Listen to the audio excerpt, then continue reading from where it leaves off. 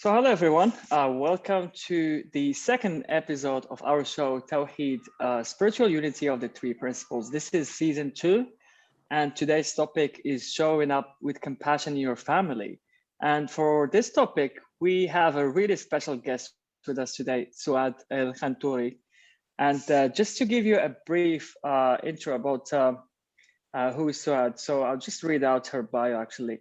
So Souad is a wife, mother and grandmother, and in her early years of teaching in high school in Morocco, she summoned knowledge from philosophy, psychology, and sociology, which helped her gather lots of beliefs, acquired knowledge, understood human behavior, social interaction, and many more. And 13 years ago, she immigrated to the US and started a new journey. Beside her basic educational programs, she acquired certifications in NLP, TLT, and hypnosis. These certifications helped her as a coach to gain a certain perspective of life and also help people who came around her resolve emotional, psychological issues from their past. However, 2 years ago, she came across a new understanding of how the mind works that was so simple yet profound.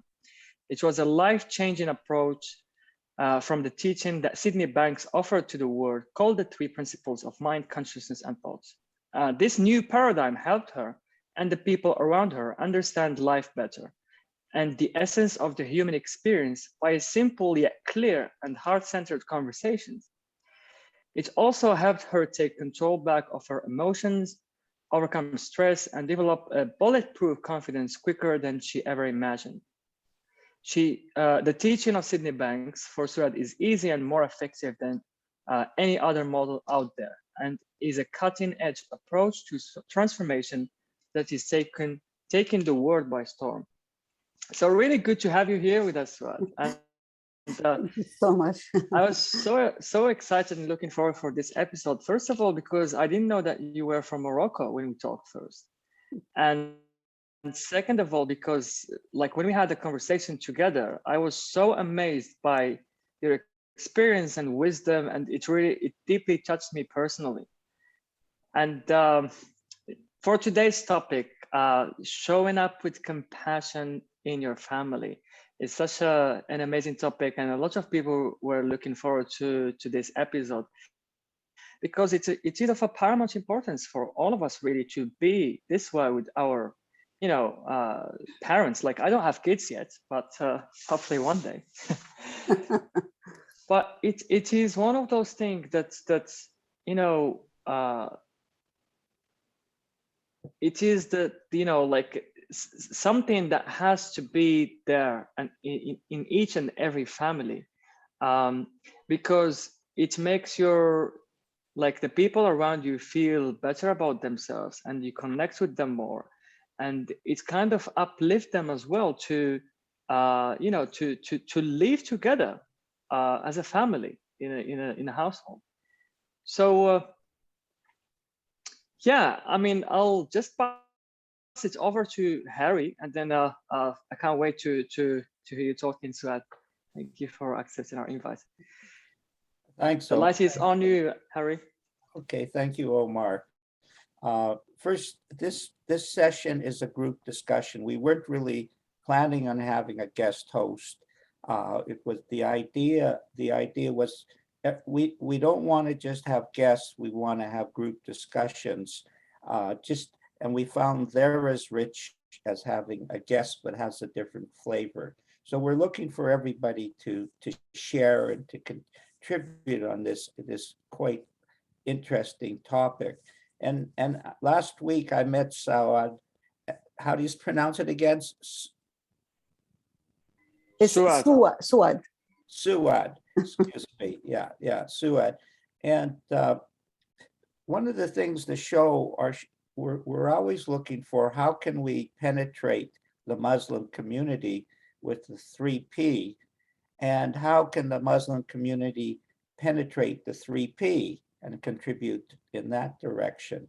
And when we talked, Omar, myself, and Souad talked, I could feel that this woman had a firm grasp not only of the three principles, which of course is a preeminent requirement, but she had a firm grasp on a nice balance in her understanding what Muhammad, what the Quran, and what the primary essence of the teaching of Islam is.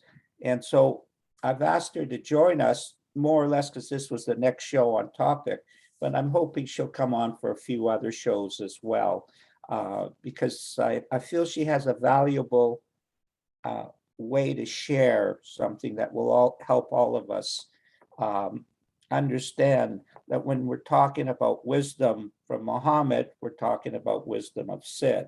And when we're talking about wisdom of Sid, we're talking about wisdom of Jesus, etc., etc. And how we can come together as beautiful people. And I guess that's what you call compassion on one level, having people come together with sensitivity, feeling, and Souad, respect, enjoying the other person's wisdom. That was what I really enjoyed talking to you about. So we have this topic about families. And one of the reasons I asked this, I hope this is going to embarrass Omar a bit, but he talks to me about his own family.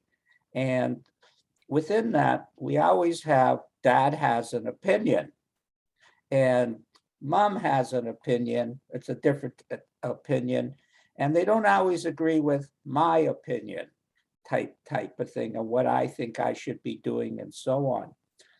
And I, of course, when I was young in my family, my dad was exactly the same way. He had a very big opinion about what I should be doing, none of which I wanted to do, but that was his reality. And for him, life was you live, you get born, you be a kid, you have fun, you work, you make money, take care of the family, and you get old.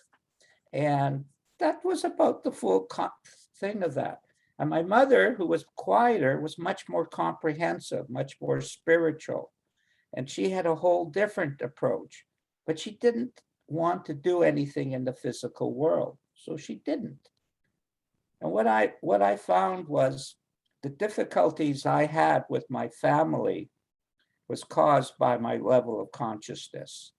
When my level of consciousness was lower, they were very irritating to me, and they didn't have a lot to share. As my level of consciousness went up, the compassion and love for them grew and grew and grew. I guess you would say I started to realize that my little mind with its own opinions was the problem, not them. Because one thing I know for sure, Omar, and to everybody, every mom and dad really loves their kids. I have not met one. They may have different opinions, but I have not met one. And the trick with that is, don't let the fact that they have different opinions, your sister has a different opinion than you, it does not affect the intimacy. We have gotten into condition, if we disagree and fight with something, then we don't like that person. We don't respect that person. That's an outside reality, totally. You have to understand that your thinking has created that image. And the moment you change the feeling of that thinking, that person vanishes. And we all experience it. I see Mark Williams there with his, he has 3 kids and stuff like that. And sometimes they agree with him and sometimes they don't agree with him. But he still doesn't let his political position interfere with the love he feels for his kids. I know he feels that. So I'm using you as an example, a martyr, Mark, and so on. So the idea is we get into arguments with our brothers and sisters and moms and dad. That should not color how you feel about them. That's outside. The inside feeling is what counts. And what you start to realize is your own personal opinions are not really that important. But they can create hate between brother and sister. They can create jealousy. And if money is involved, triple that. It then becomes really, really complicated. In actual fact, when money is involved, it means you've got more to share. But they, of course, they get a little selfish within that. And you have to have that beautiful feeling.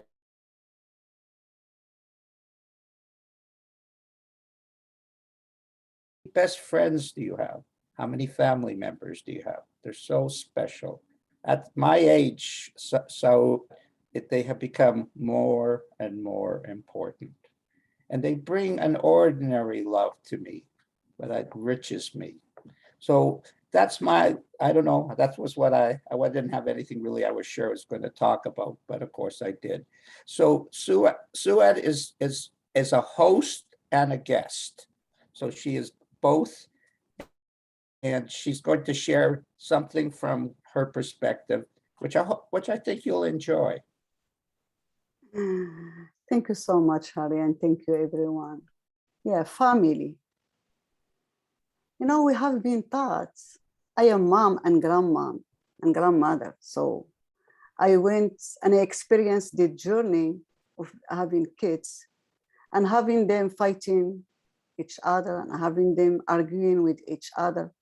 And I wanted, before this understanding, I want them to be the same, listening to me and the father doing what I want them to do, not what they want to do. Because I thought that I have a right and I can control every part of their lives, because I want to make them as I want. I want to craft them as I want. But, you know, growing up and being mature and learning and reading books, psychology and sociology and philosophy, I came to the thought that we are unique and we have a unique journey, and everyone came to this earth to learn something. So we don't have to do same thing that has done to us by our parents to our kids. So I came to this idea that I will give them some freedom to grow and to do their own things. But in my mind was always playing the movie that no, I shouldn't do that. I shouldn't give them all the freedom that they need or that they want.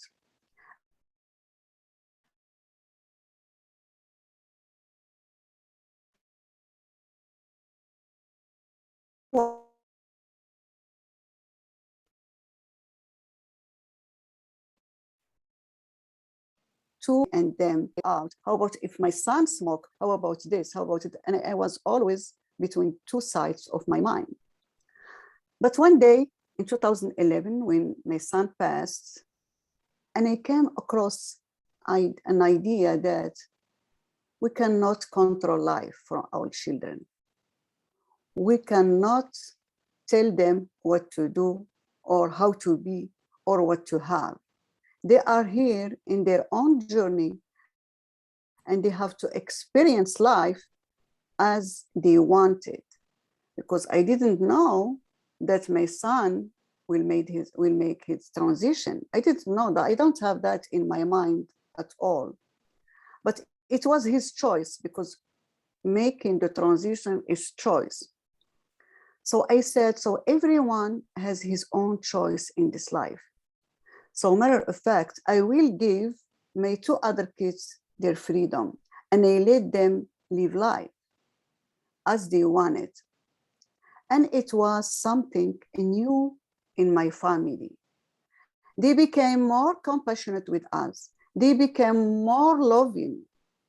They became more asking for advices. They became more and more close to us because we give them that freedom. We give them that freedom to grow by their own, by experiencing life at their own potential. And when I came across Sid Banks and his teaching, I ask for forgiveness for my kids. I did it. I sit with them and I said, please forgive us, me and Dad, because I want to have that peace of mind. I said, please forgive us because we didn't give you the space of humanity as human beings should grow and should be in life. You wanted to learn something and we want you to learn other thing. And maybe we hurted you. Maybe you spent a night just, blaming us for being even alive. Because I know it's hurting when somebody wants to go in another way and you push him and you bring him to another way. And this is, we experience that as adults. If you have any opinion and friend or family member at this age, we are old, and somebody wants you to do something that you don't want, you get mad. And we have this understanding, and we have the whole perspective of how our mind works. How about kids? How about young people? They don't have this understanding. How about their feelings when they know that you are pushing them to do something that they don't want? So we hurted them, and I feel that, and I apologize, and I ask for forgiveness. How did that affect them? Yeah, it's affect them at the high level. I said that they become more close to us. Even my daughter now, she's living with us. She's 26, and she said, I am so grateful to be with you, Mom and Dad, and I am so grateful to have you. And she did whatever she does, whatever we ask her to do. Even like helping her father to shave, helping me to do things. And she did that because she's into three understanding too. She experienced that and she loved three principles. And she's in that space of loving and just caring and just sharing and just giving. That space where, the mind, it's never here. The mind, it's stepping back. We are from the heart. We are now as a family, just, connecting through our hearts. We don't give that potential to the mind. We give the more and more potential to our hearts. So I feel that we are connected just through the three principles. That's beautiful. The same thing happened, by the way, Souad, on Salt Spring. We didn't talk about the three principles with our kids. That we just were more loving, softer, more open, and the love that we offered always shone a light for them in their own hearts, and thus they found their own independence, their own careers, their own way of wanting to share. I'd like to go around. Souad asked a very interesting question, Omar, about what is compassion within a family setting. Maybe we could ask a couple of our guests, of our people in the audience, because this is a group discussion type of format, how they see what compassion is in a family setting. Absolutely. Who would like to go first? One of the family women would be good. I always like hearing from. How about you, Danielle? I always pick on you, so why not once again?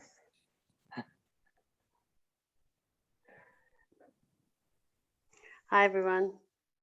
I knew you were going to pick on me. You're right. So you were getting ready, whatever you were doing, you're like, okay, just leave everything. I'll get ready for Harry. And don't be afraid to ask Souad a question or anything like that as well. Yeah. Okay, sure. So the question was, how do we show compassion within a family setting, right? And what is compassion? And there were some beautiful examples just shared and so on. But yeah. I think for me, compassion is, it's really holding space for another being in whatever type of way they're showing us. So even in their storm, we are showing compassion that they're just having a lot of thinking right now going on. So meeting them at that place and not following, not following, but not being a part of their storm as well. So just, you know, being the calm in that storm.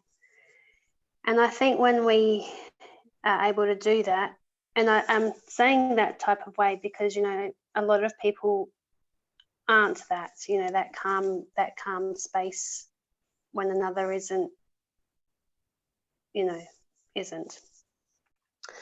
So compassion is just being, it's showing love, you know, true love, not with attachments or anything like that for me. And, you know, yeah, I can't really describe it any other way other than like that. When you were talking, what came to me was in the early days, we used to talk about the difference between compassion and sympathy, where someone in Africa is starving and has no food. We have sympathy and our mood goes down. Yes. We haven't helped anybody, and we have hurt our own mental health or our own connection to Allah or whatever way. On compassion is we understand that if we were in this situation, it would be mighty tough on us to be like, but we don't lower our mood to it. We keep our mood uplifted. And so when you were describing being calm in the storm, which of course, family is often the touchiest, the most difficult of situations. There's so much past and so much patterns and so on. But to keep your space elevated and to have the compassion or the sensitivity that what that person is going through is good suffering. I use that word, good suffering, in the sense that it's God's design. Tawakkul, I learned the word last week, so might as well use it. And God's design. And what I find is what you're talking about. Souad, the thing that I have learned the most from the Muslim faith is detachment. I feel it's very, very strong in its teaching of detachment, better than any of the other ones, the big ones that are out there. And anyway, it helped me to realize that I was attached to all this physical, and all of it is in the way of freedom. And when people is suffering, we know we want, our hearts are good. We didn't go into the three principles because we don't care about people. That was one of the things that drew us to the three principles.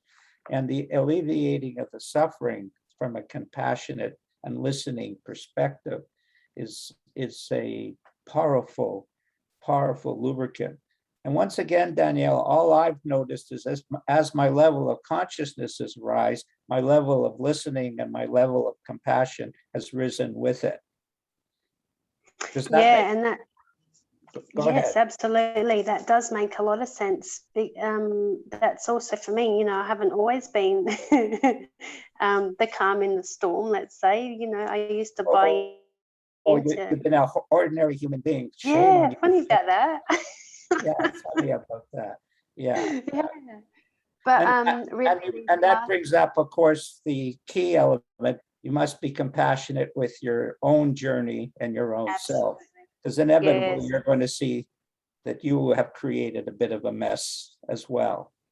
Yeah, that's right. And then forgiving yourself for what has been done, and, you know, not allowing that to bring us down like that's in the past, and then just, you know, having that self-compassion and self-forgiveness for your own self first and foremost. I think that's key as well. Yeah. You know, and explaining, yeah, you know, I stuffed up right now, or, you know, whenever it was, you know, forgive me, let's start over. And yeah, alhamdulillah, like it's a, yeah. So I have a question for Omar and Souad. How does Muhammad in the Quran talk about that type of compassion that Daniela was just expressing?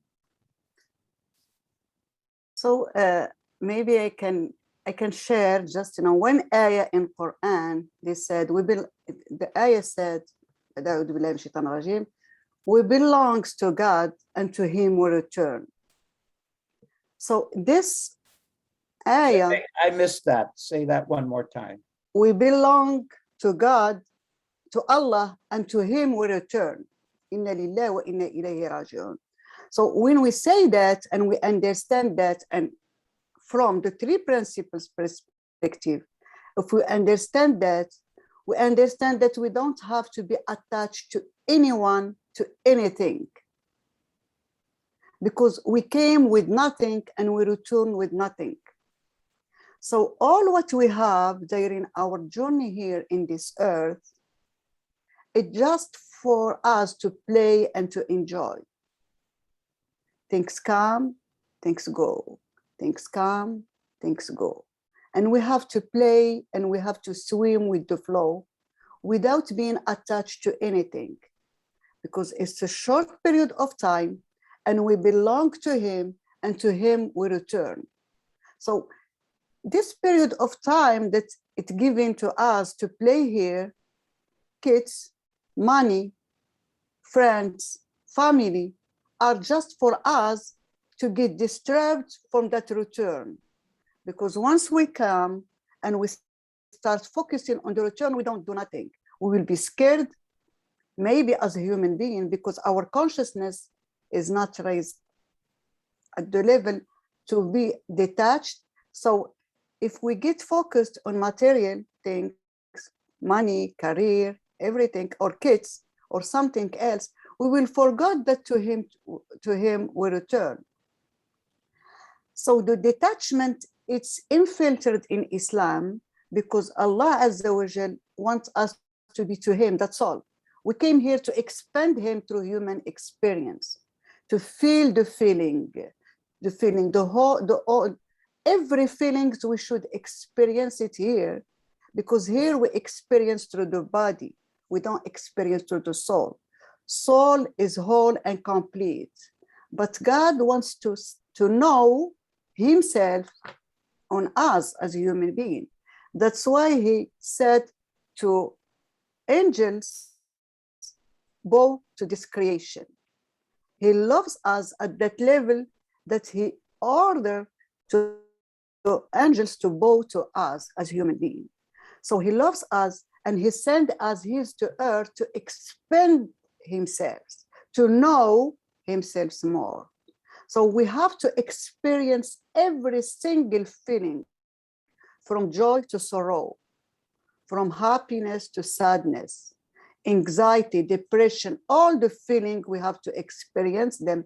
Once we experience them, we make completion with them, they go.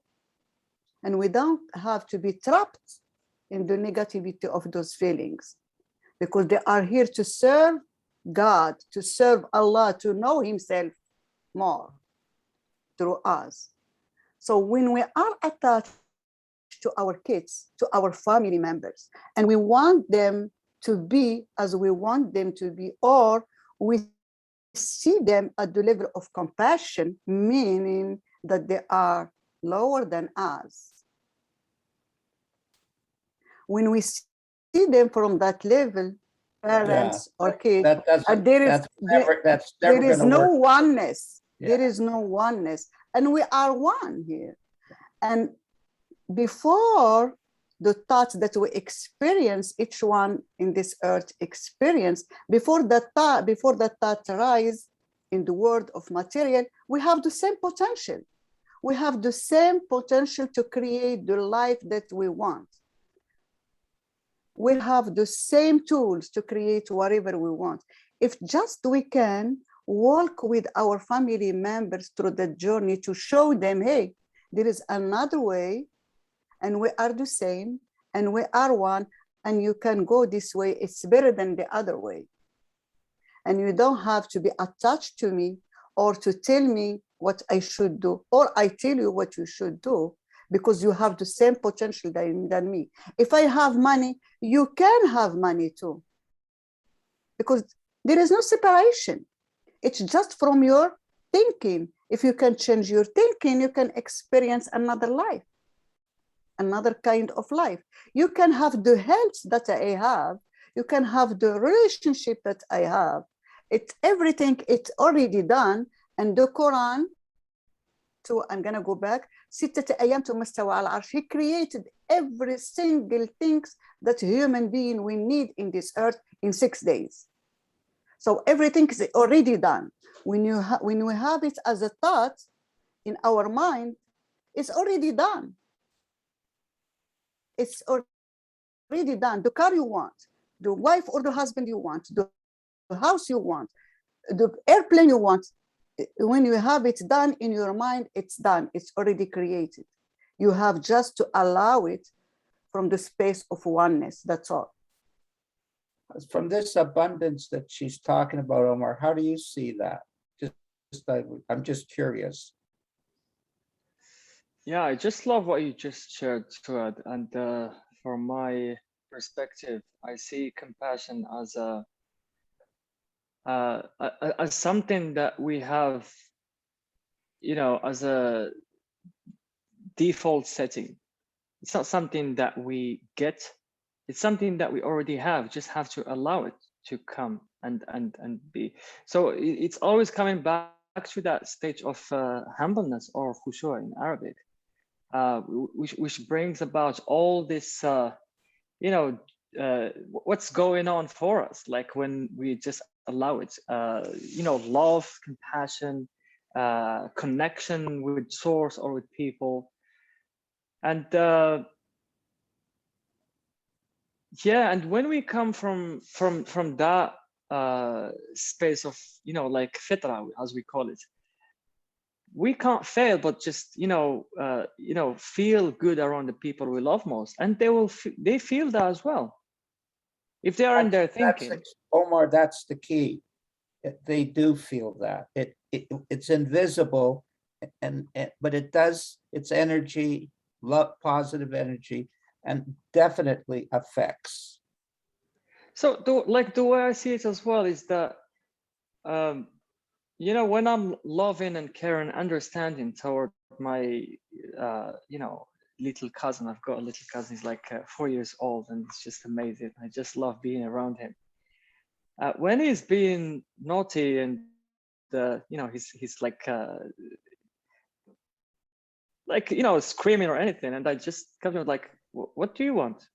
What do you want? Why you're like screaming?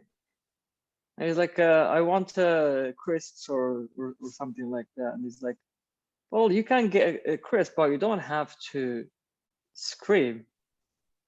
And I just make it as a joke instead of just shouting at him, or like he's my little cousin, but, And so he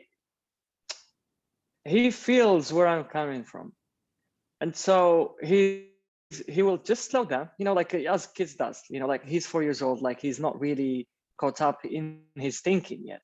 I mean, he's learning how to do it, but yeah, I mean, he's just like, okay, I'll sit down, okay, and we just like have fun together. And so for me, the way I see it is that like when we are less in our mind as well, and just be present with our family, with with kids, with people in general. It's yeah, it's inevitable to feel love. It's inevitable to have compassion, that beautiful feeling around you. and in you. You know, it brought a feeling into me when you were talking. Last week, I was babysitting my 4.5-year-old grandson. Alder's his name. And as I've gotten older, I've gotten a little lazier. I used to be really high energy, physical sharing with the kids. But as I gotten lazier, I've gotten tireder and stuff. And I was feeling tired, and he was there, and I could feel a lull, a boredom, a lack of positive energy. And the problem was, of course, with me, not with him. As you mentioned, Omar, he's already there. And he's a little bit like a pet. He just wants a little bit of attention and to play. And then I used to be, I stepped out of my tiredness, and I didn't know, I had no idea what to do, and then I just started, he was playing with cars, and I built some nonsense bridges and stuff, and he started to build on the bridges, and we had this beautiful time. And of course I woke up. That was the problem. I was asleep. And then we played for about 15 minutes, and then I left, and he played for another hour all by himself, totally content. And I felt, well, when you were talking, that was compassion. I got out of my own sleepiness and fatigue or image of what I was experiencing, got out of my head. That was your words, out of my head. And then this beautiful feeling of love, and the rest of the afternoon took care of itself. That's what compassion does. It's a lubricant that sort of fuels the rest of the afternoon taking care of itself, because you get out of your own head type of thing. Absolutely. Like I was with him yesterday, and like he loves playing with my phone. He loves when I show him these filters on Instagram, and so yesterday I was just recording him. Like I told him to say something. He was like salam, salam, salam, salam. And I told him to say something else, and he was like speaking a language that I don't know about. So I cracked up laughing. And like I noticed this, that babies and children in general, they're my biggest teachers, because they have so much wisdom. They get me out of my That's what they do. mind. Me too, as a grandparent, To the that's present moment. Yes. that's their number one role. Get me out of my head. And so I am playful. When we get out of our mind, I get in touch with that child within me, which is good to bring it up, and playfulness. I become playful, and when I'm playful, I just enjoy that moment of being playful. I'm present. I am there. I'm just enjoying it. So I'm becoming a baby again, if you want to say it this way. Yeah, that's a good. Mark, go ahead. Excuse me, Souad. Go ahead. Yeah, when we are around the beautiful creation, the young, beautiful creation, we experience unconditional love at the high level. We experience unconditional love, and in that space which we should be even with other people.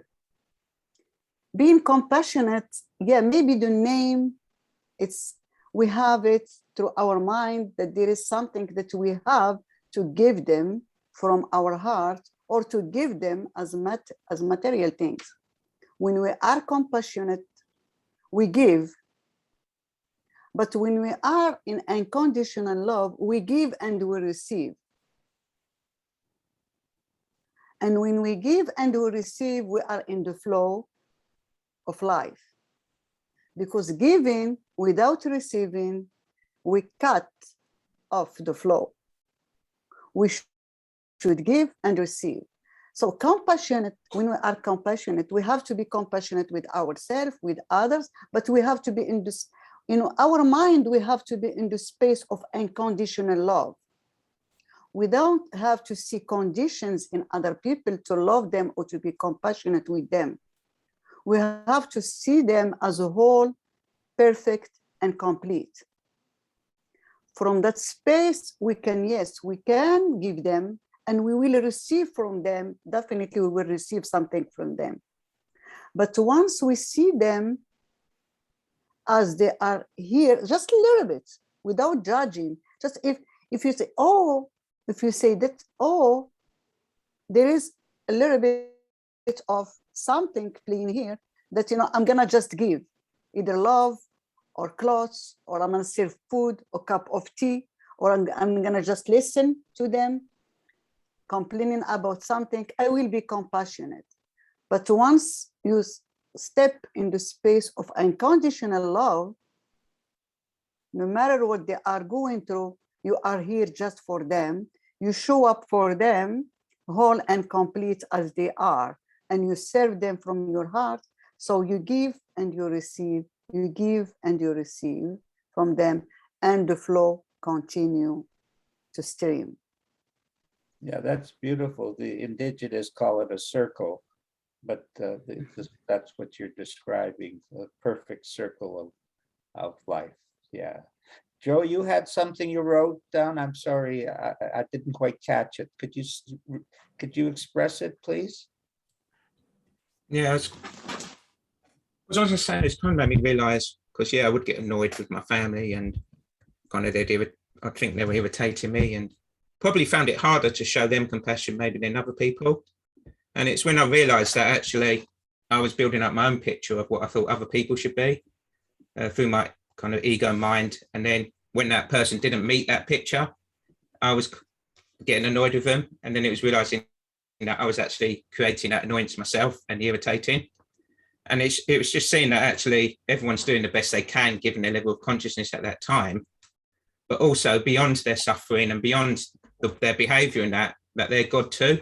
And for me, it's compassion is seeing the God in other people, but it's also realizing that we don't have to try to be compassion because we are compassion. And it's only kind of our ego and our thinking in that moment that takes us away from it.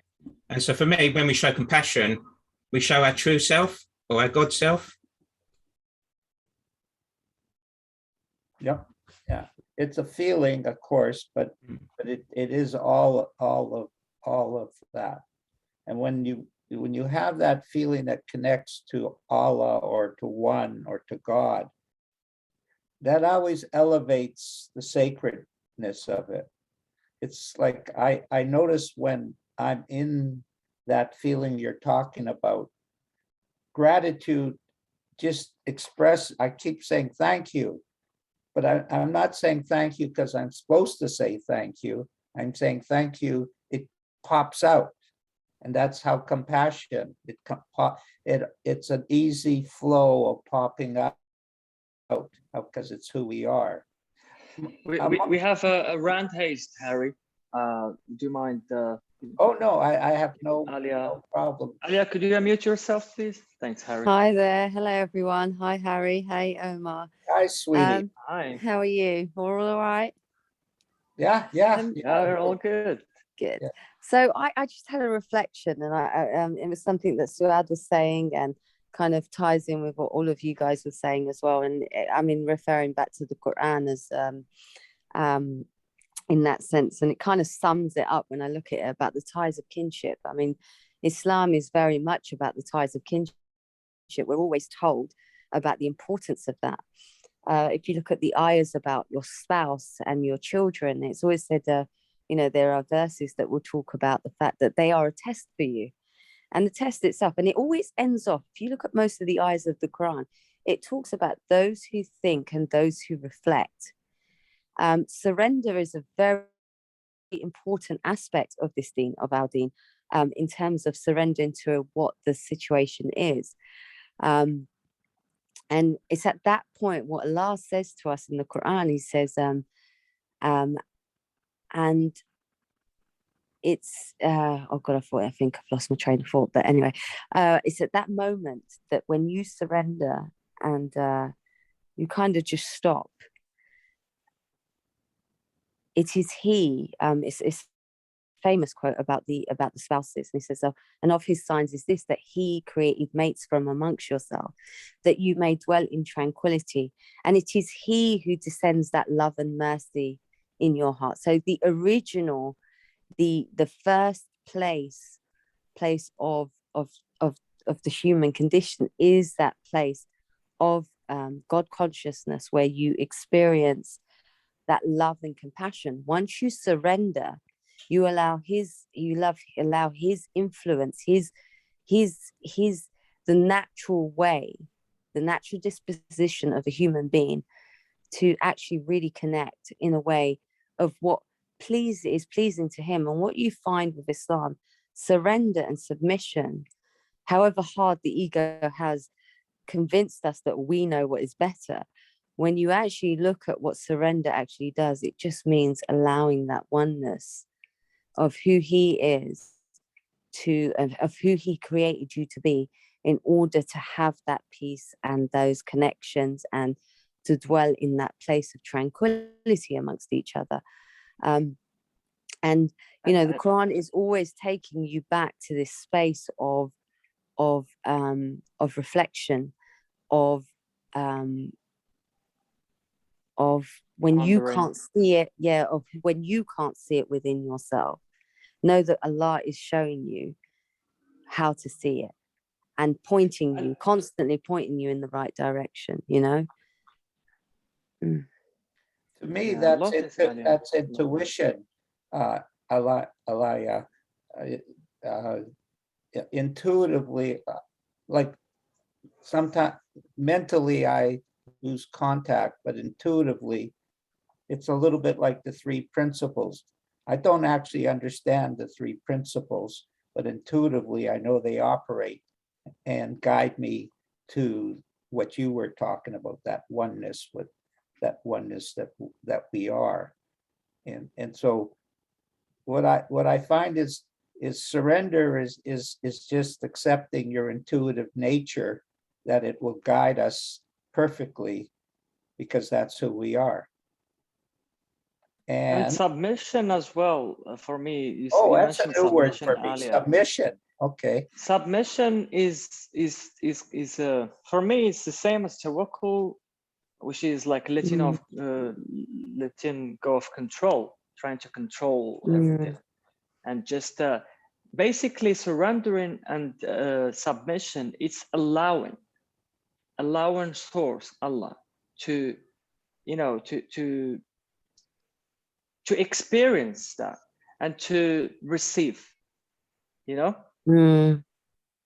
It's like giving ourselves permission to experience everything fully and not be afraid of the experience, and have compassion, have those beautiful 100%. Feelings that we're all looking for.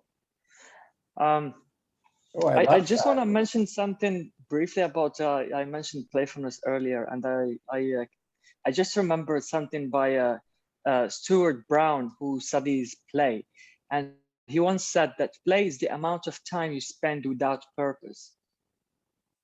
Wow. It's the amount of time we spend without purpose. And for me, that means I'm not trying to get somewhere, but I'm just in that full absorbed in what I'm doing, fully present, fully enjoying what I'm doing, whatever I'm doing. So I could be working, but I'm playing, you know, because I love it, I enjoy it. Yeah, it's like Joe got his hand raised. Would you like to mute yourself, Joe?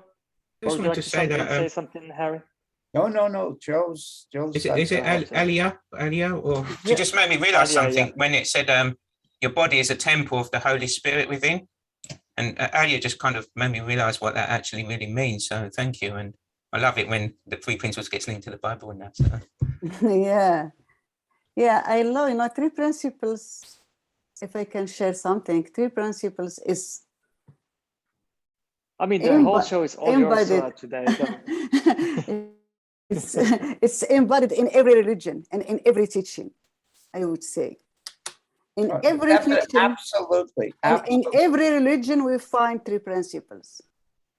And I can go on and on in every ayah in Quran, because I used to teach philosophy and fikr Islami in Morocco. So I went through Quran, alhamdulillah, all. So I can go on. What's fikr Islami, so people could know what you're talking about? It's Islamic understanding. Thank you. It's Islamic understanding.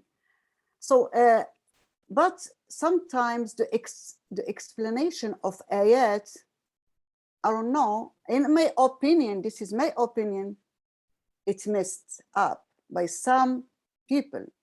For example, as Omar said, playing is that time when you are present. Playing, it's the amount of time that you spend being present and doing things joyfully.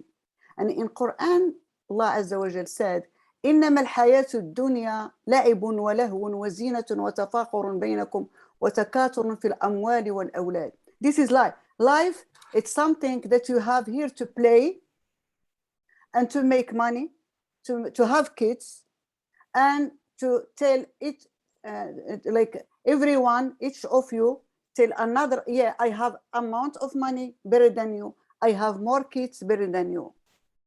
And I have this, and I have this, and I have this. So it's playing. But the explanation of this ayah was messed up, because playing in Islam, it's no good. We have been taught that playing is no good. But in Quran, Allah Azza wa Jal said, life here in this earth, it's all about that. It's all about la'ibun wa lahun.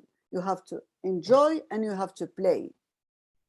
You have to not taking anything serious, because nothing is serious. Nothing in this earth is serious. Everything is made up. Everything is illusion. And you trust that, and you go with that, and you get mad or sad or ill because you trust the illusion. So you don't have to trust all that. It's just here to play and to enjoy and to go back where there is bliss. You can find bliss here also if you are in the vicinity of playing and being joyful. So in Quran, we have everything. And I'm sure that in Bible, there is same thing. In Vedas, because I have the chance to read a little bit in Vedas and Agamas, and there is same thing in Vedas and Agamas in Hindu teaching for 50,000 years ago. So there is a mix in every religion and every teaching that we are here to love each other, to share what we have, and to go back. And once our consciousness is in that level so high that we are one with the Creator and we are one with each other, everything became simple and easy, and life became just a joy and playground. And we see So, this. so what's the next game we're gonna play, Souad? Anyway, I love what you just shared. We are playing with words. Harry is getting serious here. So I Harry, guess- you go ahead. Well, the other thing is we see the perfection in the moment when we drop our thoughts and ideas of what's happening. So I recently, I was visiting a place and I had ideas what might be happening and so on, but none of those ideas had any relevance to just being quiet in the moment and recognizing what actually was happening in the moment. So when I bring my thinking along, I would interfere with the feeling. They were not only not needed, they were taking my attention away. And when I recognized the perfection in the moment, it was very easy to be in the moment. Where before, if I was in my thinking, the same thing would be happening, but I wouldn't be getting it. I wouldn't be experiencing it. And so I quieted. And once again, we saw that the answer was in quieting our mind, quieting, going into the quieter feeling, the simpler feeling of playing with your grandson or my grandson, you playing with your cousin. It's hard for us adults to pay attention to the truth in the moment. We're not very good at it. We have a lot of thinking that takes us out of it. We're good at theorizing it, but we're not as good at living it.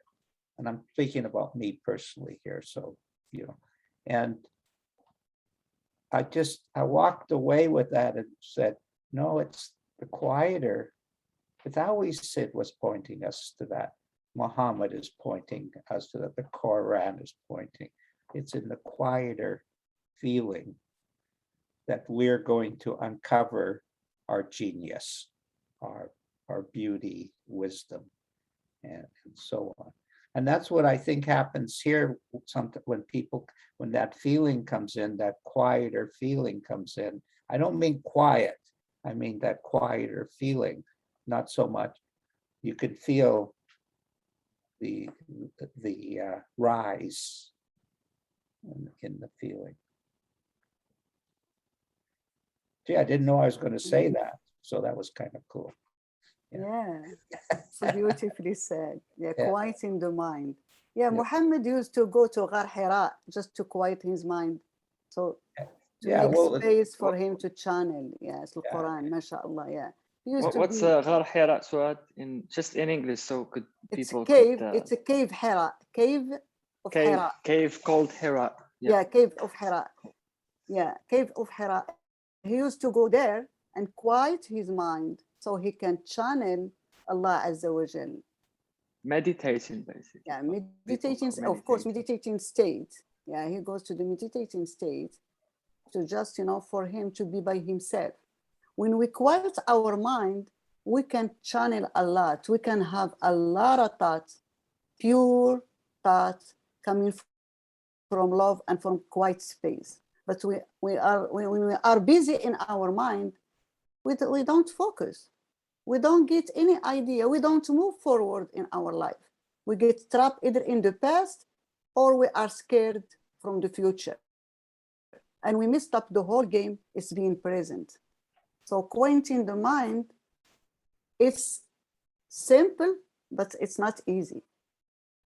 It takes a lot of work. I don't know if it takes, to be honest, it only takes a second. But, I was thinking yesterday. We're only one thought away But from yeah, a quieter mind. it's a lot of work. It's a lot of work. I had a scenario where all of a sudden I got rattled. I wasn't sure who I wanted the phone to talk to and meet. And my mind went all like this. And then I said, well, I think I'll go take a nap.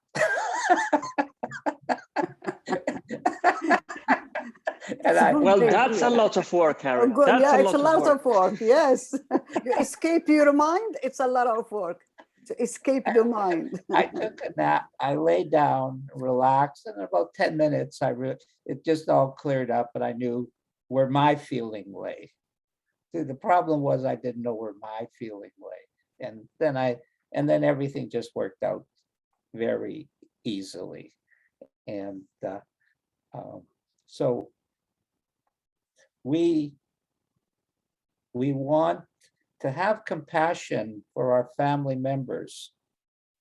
We must not be rattled, but I am a human being who gets rattled, and that's part of the human condition.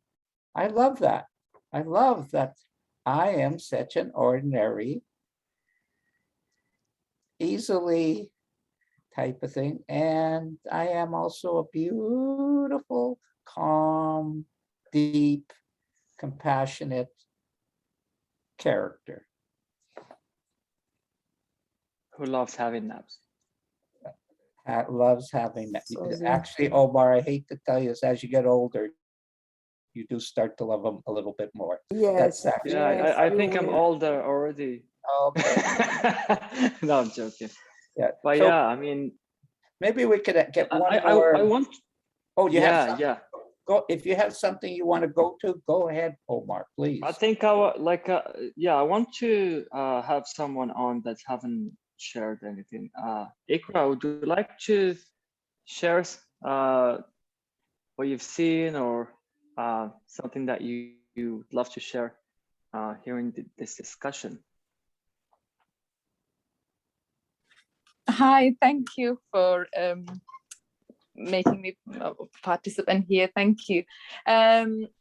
Yeah, I just wrote a comment as well, so I might ask the same question. So I love Souad's interpretation of, you know, reading, going beneath and getting to the spirit of what Allah is is saying through Quran. So I would really, I love this ayat, you know, when Allah says, I created man in my image. I love that. And I just want to dwell more into it, because I believe if I truly get to understand, oh, I'm an image of God. So if I truly know who I really am, then it can save me a lot of work when I'm trying to be something else. I mean, when it sounds like a lot of you know, effort and to craft me into a better version. Or maybe if I could just dust off the other things and go back to who I truly am, and I am the image of God.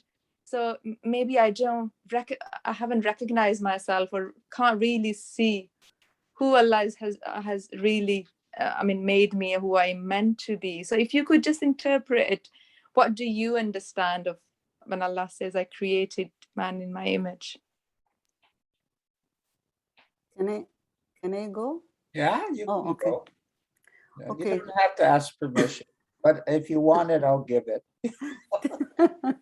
Thank you. Yeah, so Allah Azza wa Jal, when He created us as a human being, He wants us to be in His image, because He wants to see what His creation can do for Him to expand. So as I said, He asked the angels to bow to us as human, because He was fascinated by His creation. He made us perfect, whole, and complete. And He put some of Him on us. وَنَفَخْنَا فِيهِ مِنْ رُوحِنَا. No, He put His soul on us. That's why we have this beautiful space fixed already on us. We have a small space, fixed, whole, complete, full of love, compassion, every single beautiful feeling that you can think about, you have it within you in that fixed space. That's why we said that the babies still always in that home base. And once we go, as we grow to the home base, we feel the feeling of the creation of God within us. So His image is us. I'm not thinking about faces. We are thinking at the deep level. When we are in the dark place, closing your eyes, who you are. When you don't see your face in the mirror and you are just by yourself in a quiet space, who you are. You are not that face, that hair, those hands. You are something else. You are beyond that.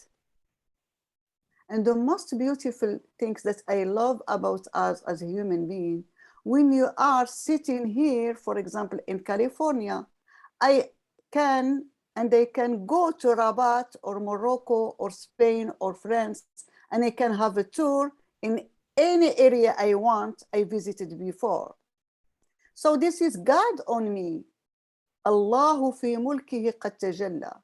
Allah shows Himself in us, in His kingdom, as birds, trees, earth, moon, sun, everything you turn your face, there is God, there is Allah there. In the Quran said, وَأَيْنَمَا وَلَّيْتَ وَجْهَكَ فَتَمَّتَ وَجْهُ اللَّهِ. Wherever you look, there is face of God. Period. You look this, you look here, you look there, you look within, you look outside, there is God. Meaning that, you know, if you look to somebody else, there is God. This is the face of God. So you don't have to hurt him. You don't have to hurt her, because this is God. When you look in a bird, in animal, in tree, this is God. And you don't have to hurt God because he created you. But we don't understand Quran at the deep level, and we don't understand our mission here in earth. And we just, you know, we don't even see in Islam that we are God and God created in his image. Some people, they don't understand that. If you say that, you will be like insulted. Oh, wow, no, God, it's something else. God, it's up and you are down. But Allah never said that in Quran, never, ever. He loves us to the point that he put himself on us. وَنَفَخْنَا فِيهِ مِنْ رُوحِنَا. He put himself on us. So who you are that beautiful creation. You are Allah fi mulkihi qad tajalla. And I love one day we will share Al-Hallaj and Sufism.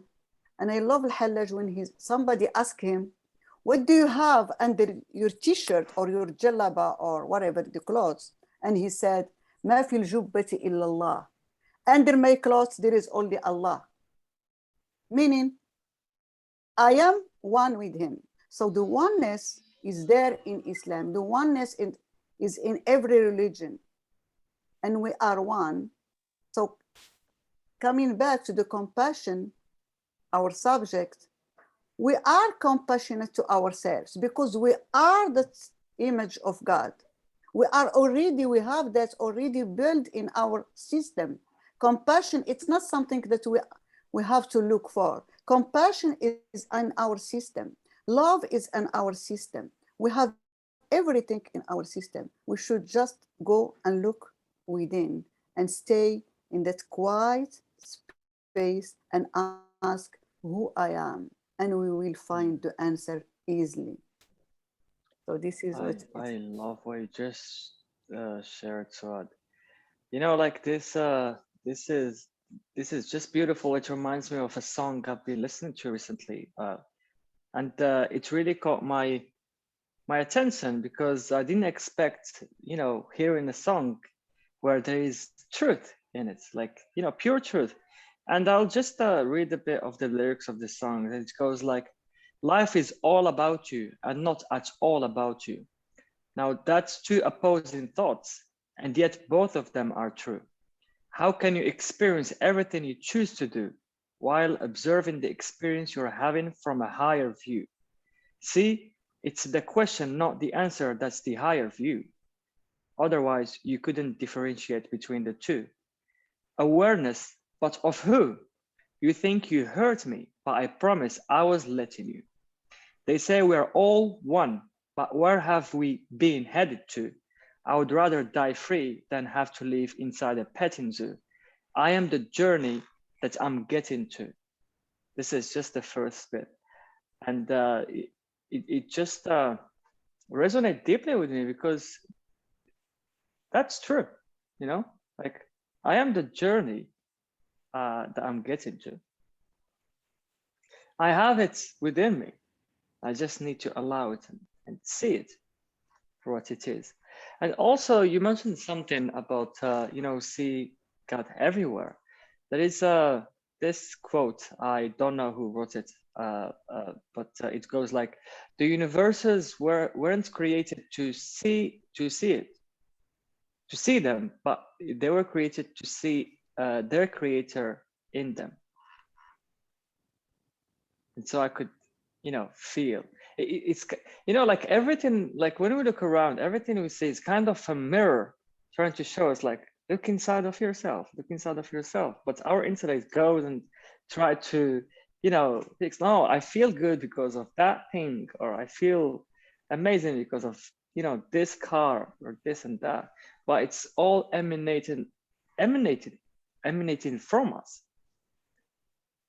Just have to allow it, you know, experience it, and not really putting meaning into what we experience, because this is where, for me, mental illness starts, when we start labeling stuff and making meaning out of stuff, thinking my thoughts.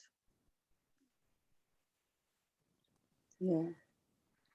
And in reality, as our level of consciousness goes up, 𝐒𝐥, that saying becomes realer and realer and realer, because you're leaving the thinking world and you're becoming the God world.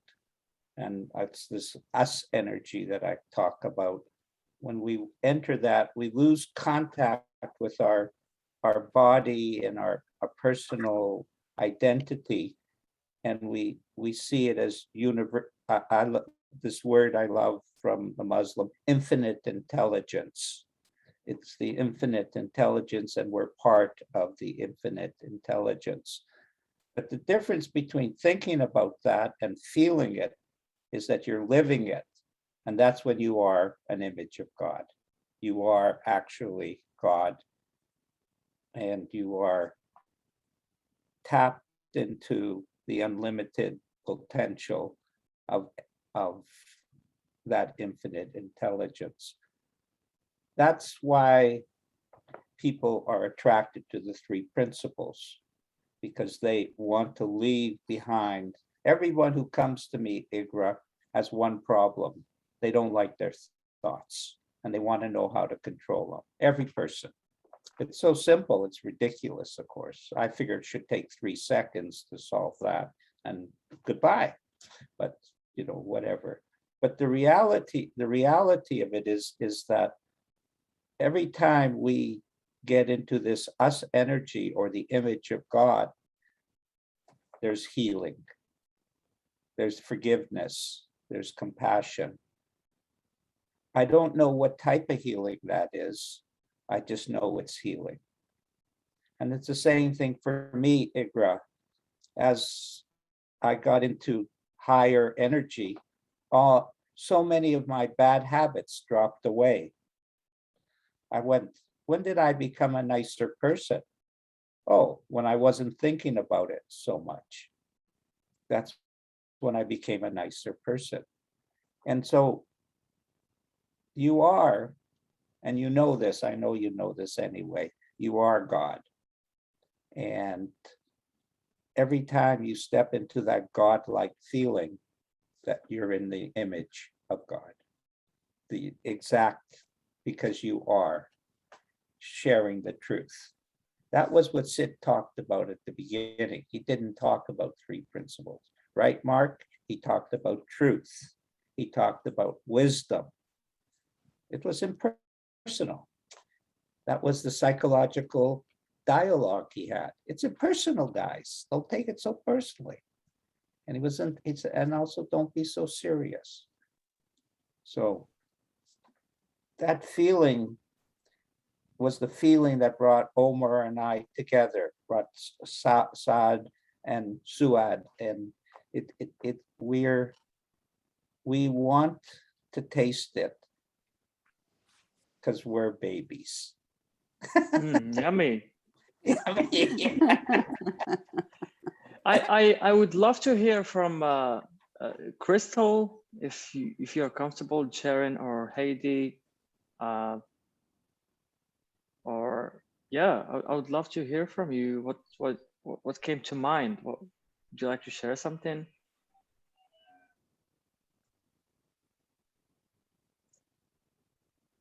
Divyash? Hello, hi. It's 7:20 here in Sydney. Good to hear everyone, and lovely to hear Souad. I've heard Morning. you two guys quite a few times, so it's okay. It's always wonderful. And I mean, one of the things just off the hand was when Souad, you mentioned Fikr Islam. In our language, in Gujarati Indian, Fikr means worry. It's the opposite possibly of what It came from your language, but in our language, fikr means worry. And also, you were mentioning the three principles being alive and pulsating in all the religions of the world.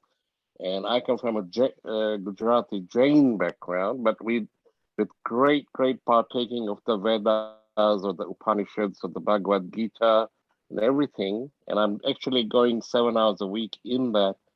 The reason being is the loss of the bearings which gets lost, because now we are entering a new being, the one which has got and sort of a direction, a nudge in the principles, rather than what I thought I was. And there's a lot of discarding very slowly, though, of thinking and concepts and beliefs and opinions and patterns and projections. Because I come from a family where my father passed 6 months ago, and till then it was a lot of, oh, he's controlling, even to this day, is this, is that, is that.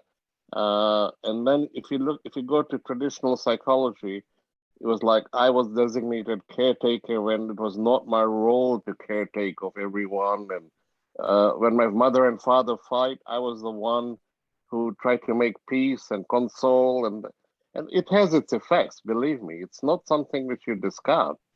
It's just that how do you grow out of it into you and carry, like what you said, Allah in you, that the compassion melts away these resentments over the living time, and definitely in forgiving yourself and everyone else.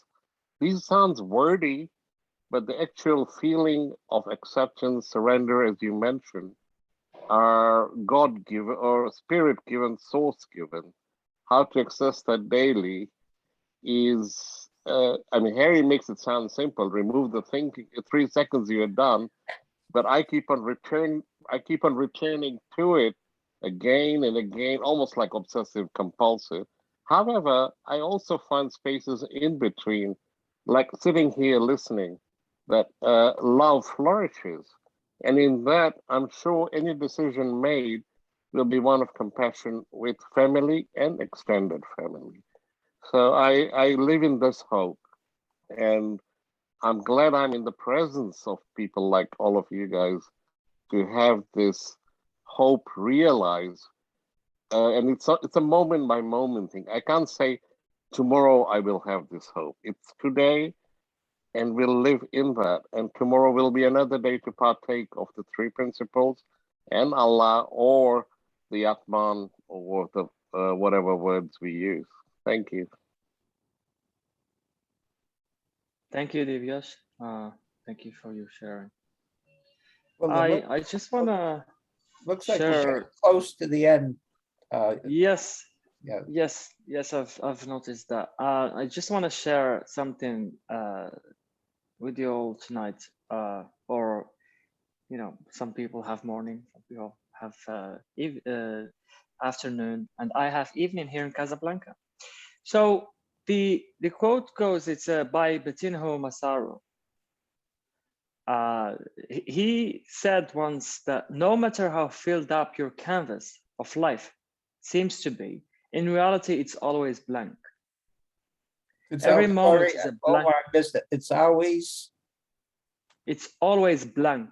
Oh, blank. Okay, sorry for interrupting. Yeah. Every moment is a blank page.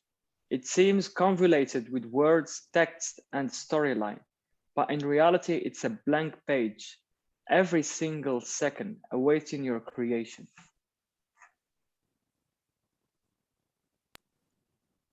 That's beautiful. Very beautiful. That's very, very beautiful. Powerful. Yeah. And so true. We have the chance to feel different in a second, as Harry said. It's only one thought away all the time. Something that I would like to share with you as well. It's a quote by Alan Watts, and he's a philosopher, and he speaks truth as well. I deeply resonate with stuff. He said once, if you want to see something clear, you must not make an effort. You must simply trust your eyes and your nervous system to do their thing. You know, like when I try to be in that state of flow, in state of presence, when I try to do it, I'm actually thinking my way out of that state. I can't think my way to a peaceful mind or to meditative state. I can't think that. It's not a thinking process.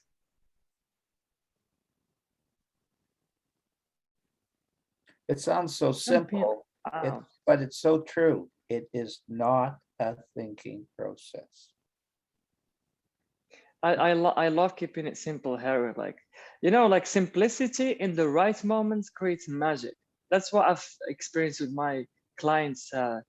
Like simplicity creates magic in a perfect moment. Like when they are, you know, connected and they are present, and you say something so simple, maybe they've heard many times, it just click. Like lately, I've had something in mind about insecurity, about security, a new definition of security. I've never seen it this way. But security is being okay with insecurity. When I'm okay with insecurity, I am secure. I'm not trying to play with my insecurity. Why am I feeling this way? Or I should do something about it. I may try this technique or do this and that. When I'm okay with that, I am more likely to come back to security because I'm not grabbing that, you know, that cloud, you know, let it pass by, because above it all, it's the sky. It's who we truly are. The sky never gets damaged. You know, it's not getting caught up in the experience, especially if it's a negative one, but letting go. And that's when compassion and all these beautiful feelings shows up. And we all have those feelings up for grabs for us, you know, when we don't push them, you know, we don't push them, like actually doing the opposite, trying to think our way to a positive mind. We push this feeling.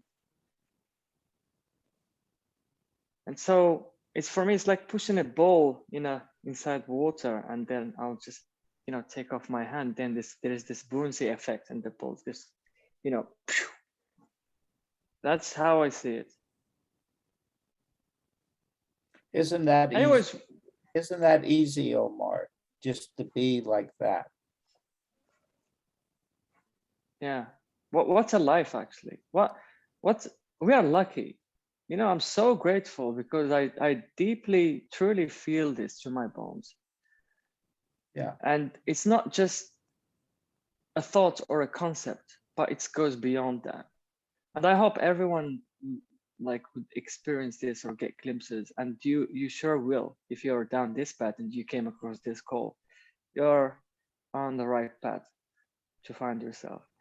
And yeah, would you like to say last words, you know, to conclude this, Souad, just before ending this amazing webinar?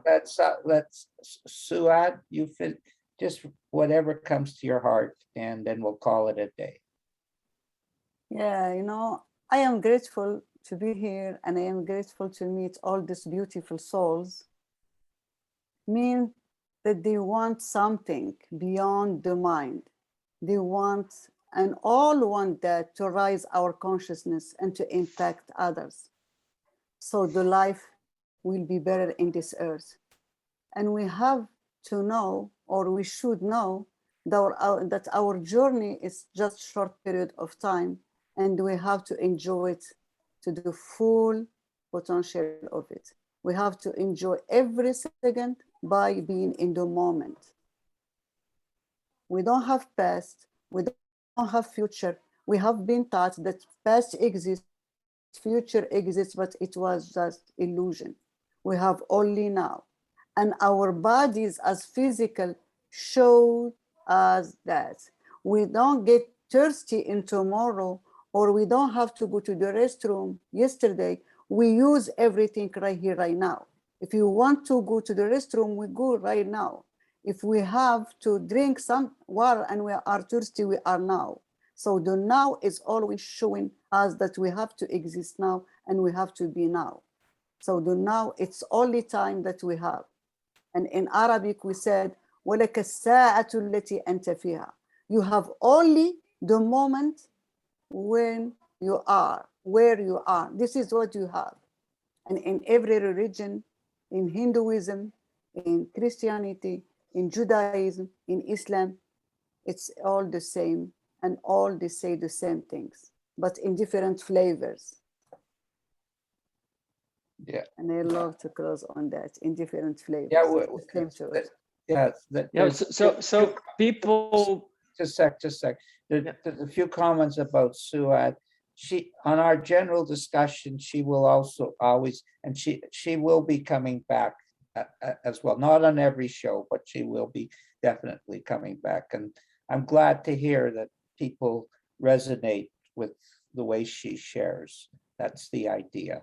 You know, it's a collective wisdom that penetrates this show, not an individual bunch of, you know, stuff, a collective feeling. And if it helps a few, if it helps you, 𝒂𝐥, of course, we want to have her back. Go ahead, Omar. And on that note, I would love to thank Souad for accepting our invitation. Even if it was last minute. Thank you for coming in and enlightening us, and just you know, your presence. It's felt by people here. Like I hear the comments, like people, please do come back. So or other. Thank you so much. Thank you. And yeah, that was powerful. So thank you. So it was heartfelt and amazing beyond our expectations. So thank you. And thanks to my co-host, as always, Harry, the best. And like my resume, let's say, it's have a nap when you feel bad. You shall feel better. Thank you. Thank you. Thank you for all our participants. We are doing this every 2 weeks, so please join us in 2 weeks' time. And also, I just want to mention briefly that I'm starting a new Facebook group and a webinar series called The Path to the Divine, to deepen our connection with Allah, which is all about, you know, finding that, you know, coming back or touching base with our fitra and connecting with Source, and being in that state of compassion with our families and loved ones. And yeah, so I'm excited for this. So if anyone is interested to join, just you know, private message me. And yeah, and on that note, I'll love you and leave you. Thanks everyone, and see you again soon. Bye. Thank you, Omar, Harry, everyone. Bye. Thank Nice you. to- Everyone. Nice to see everybody. you. Really nice. Thank you. And have a nice whatever, morning, noon, night.